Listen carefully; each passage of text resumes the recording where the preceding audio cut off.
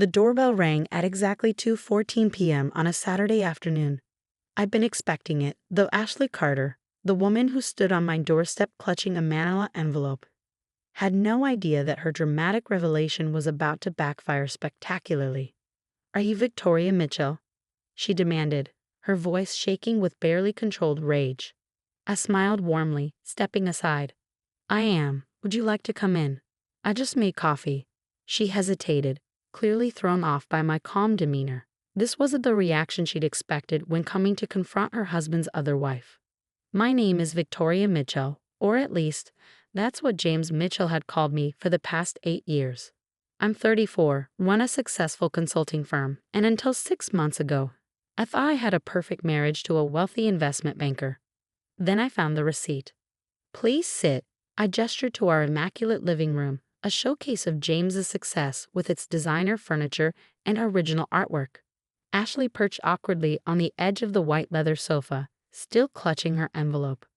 "I don't understand," she said, watching me pour coffee into delicate china cups. "You're not surprised? About you being James's wife? The one he married in 2008 in Cape Cod." I handed her a cup. "No, I'm not surprised at all." The color drained from her face. "How did you know about Cape Cod?" I sat down across from her, smoothing my skirt.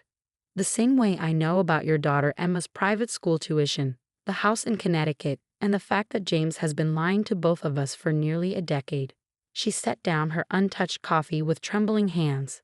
"I don't understand. If you knew, why didn't I confront him? Leave him? Report him?" I smiled. "Because that would have been too easy, and James Mitchell deserves anything but easy." I walked to my home office, returning with my own manila envelope. 6 months ago, I found a receipt in James's jacket. Nothing suspicious, just a dinner at Le Bernardin. But the date caught my eye. It was our anniversary, and James had told me he was in London on business. Ashley's eyes widened as I continued, so I did some digging. Hired a private investigator. And what I found, I laughed softly. Well, let's just say James isn't as clever as he thinks he is. "Why are you telling me this?"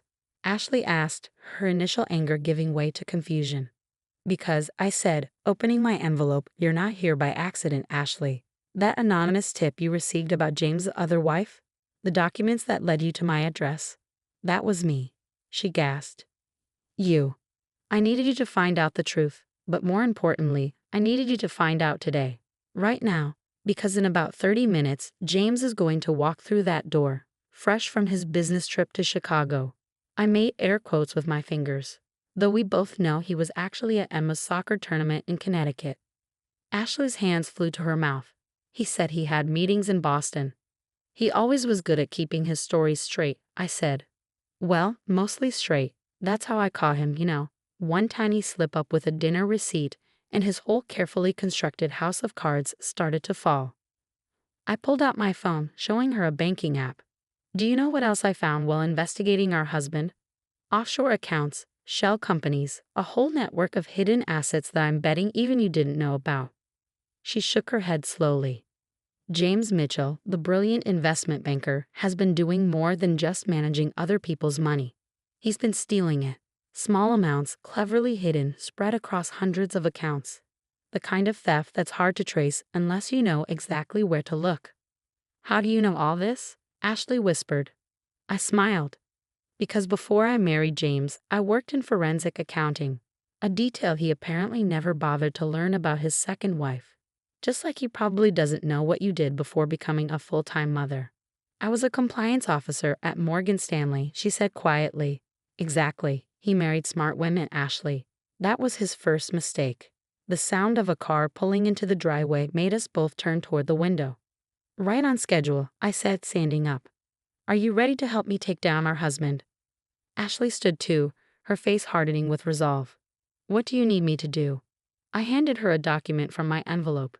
"First, we're going to let him walk in and try to explain why there are 2 Mrs. Mitchells in his living room. Then, while he's desperately trying to talk his way out of that situation, you're going to show him this." She looked at the paper, her eyes widening. "Is this proof of his financial crimes?" "Yes, but it's only the beginning." I checked my watch. "He'll be coming through that door in about 30 seconds. Remember, Let him talk. The more he lies, the deeper he'll dig himself. We heard keys in the lock, and I felt a surge of anticipation. 6 months of planning, of careful documentation and strategic moves had led to this moment. Victoria? James's voice called out. I'm home early. I managed to wrap up those meetings in Chicago. He walked into the living room, his designer briefcase in one hand, a bouquet of apology flowers in the other, his standard gift when he'd been away too long. He froze mid-step when he saw us both standing there. The flowers hit the floor with a soft thud. Hello, darling, I said sweetly. Look who stopped by for coffee. Your wife. James Mitchell had always been good at talking his way out of tight spots. It was what made him such a successful investment banker, that and his complete lack of moral compass, as we discovered. But standing in his perfectly decorated living room, faced with both his wives, even his silver tongue seemed to fail him. I can explain, he stammered, his usual confidence cracking. Can you? Ashley and I spoke in perfect unison, causing him to flinch. It's not what you think, he tried again, his eyes darting between us, probably trying to calculate which one of us was the bigger threat. I smiled, enjoying his discomfort. Really? Because I think this is exactly what it looks like. You married Ashley in 2008 in Cape Cod. Beautiful ceremony, by the way, I saw the photos. Then you married me in 2015 in Aspen, telling each of us that your frequent business trips were just part of being a successful banker. The color drained from his face. How long have you? No. I finished for him. Long enough to find everything, James. Every account, every transfer, every lie.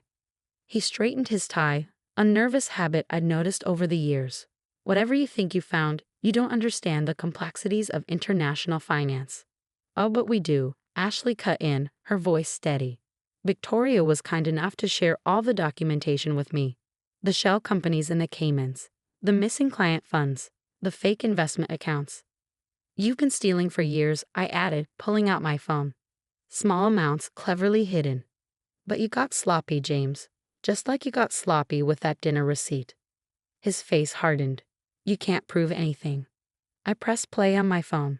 His voice filled the room. Just move the Johnson Fund through the usual channels. By the time anyone notices, it'll be spread across so many accounts they'll never trace it. That's from 3 weeks ago, I said calmly. Your call with Marcus about the pension fund theft.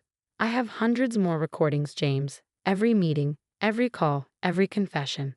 He lunged for my phone, but I was ready for that. Ashley stepped between us, her own phone raised. I wouldn't, she said coldly. Everything's already been backed up and sent to secure servers. If anything happens to either of us, it all goes straight to the FBI. James collapsed onto the sofa, his perfectly tailored suit suddenly looking rumpled and wrong. What do you want? Want? I laughed. We want everything, James. Every penny you've stolen, every asset you've hidden. You're going to sign everything over to a victim restitution fund. You can't be serious, he scoffed. You'll get nothing. You'll both be disgraced when this comes out. Will we? Ashley pulled out another document, because according to these records, we're both innocent victims of your fraud. In fact, we're the ones who uncovered it and reported it. You already reported. His voice trailed off as realization hit him. Not yet, I said softly. You have 1 hour to sign these papers, transferring everything to the restitution fund. If you do, you might only serve 5 years. If you don't, I shrugged. Well, the FBI is very interested in investment fraud these days. His face contorted with rage. You manipulative buy. Careful, Ashley cut him off. Remember those recordings. Everything you say or do right now is being documented. As if to prove her point, a small red light blinked from the bookshelf. One of many cameras I'd installed months ago. James's shoulders slumped. You planned this. All of it. From the moment I found that receipt, I confirmed. The anonymous tip to Ashley, the evidence gathering, the recordings, all of it leading to this moment.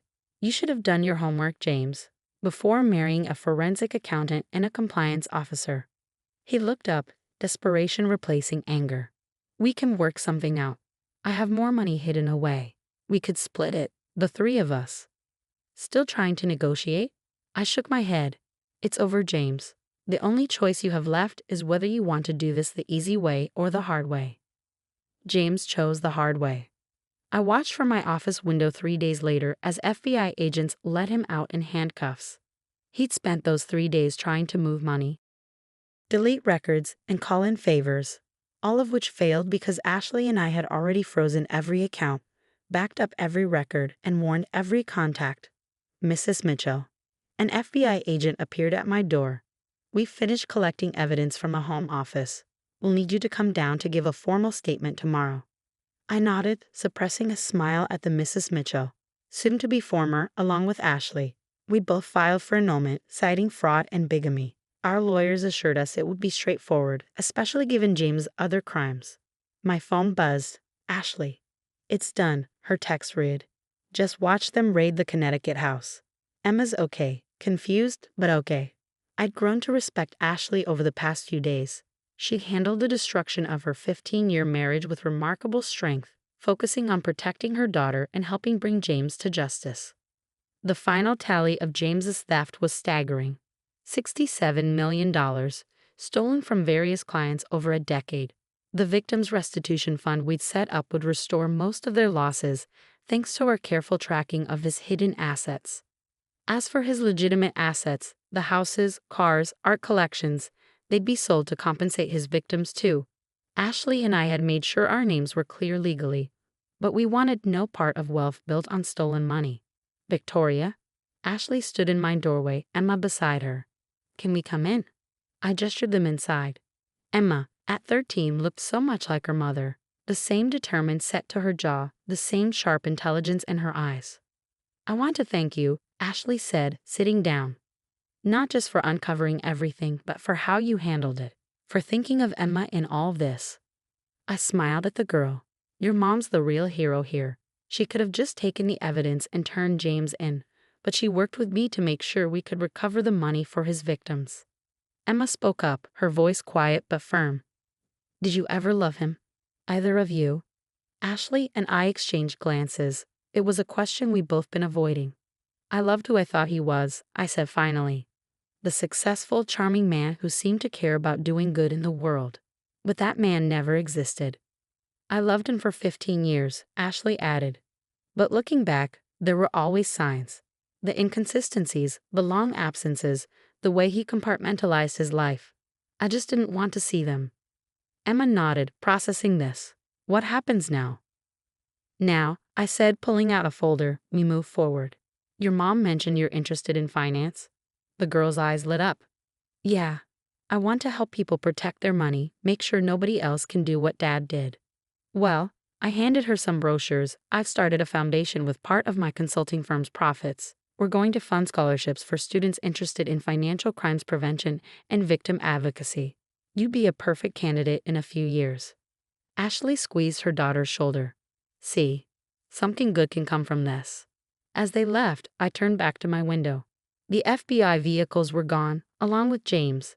The life I thought I had, perfect marriage, wealthy husband, glamorous lifestyle, had vanished too. But in its place was something real: integrity, justice, and an unexpected friendship with the woman who should have been my rival. My phone buzzed one last time, a news alert. James' arrest was already making headlines. Prominent banker charged in massive fraud scheme. Below was a quote from his lawyer. "Mr. Mitchell maintains his innocence and claims he was set up by his wives." I laughed out loud. Even now, he couldn't take responsibility. But it didn't matter anymore. The evidence spoke for itself, and James Mitchell would spend the next 20 years in federal prison learning a hard lesson about underestimating women. That evening, Ashley, Emma, and I had dinner together. Not at some expensive restaurant, but at my small apartment downtown. My real home, not the showcase house James had bought with stolen money. To new beginnings, Ashley raised her glass of wine. "To justice," I added. "To family," Emma said quietly, "even if it's not the kind we expected." We clinked glasses, 3 women brought together by one man's betrayal, now united in something stronger than marriage certificates or legal documents: truth, trust, and the satisfaction of knowing we turned his lies into something good. Later, as I got ready for bed, I found one last reminder of James, a photo from our wedding. We looked so happy, so in love. But now I could see what I'd missed then: the calculation in his eyes, the practiced nature of his smile. I dropped the photo in the shredder, listening to the satisfying whir as it disappeared. Some people might call what we did revenge. I prefer to think of it as justice, not just for us, but for every person James had stolen from, lied to, betrayed. The next morning, I walked into my consulting firm with my head high. On my desk was a stack of letters, thank you notes from James's victims who were already receiving restitution payments. Each one reminded me that sometimes the best revenge isn't about destroying someone. It's about rebuilding what they broke stronger than before. And as for James, last I heard, he was adjusting to life in federal prison, probably still trying to charm his way out of consequences. But this time there was no escape, no clever argument, no wife to manipulate. Just 20 years to think about the women he underestimated and the justice they served.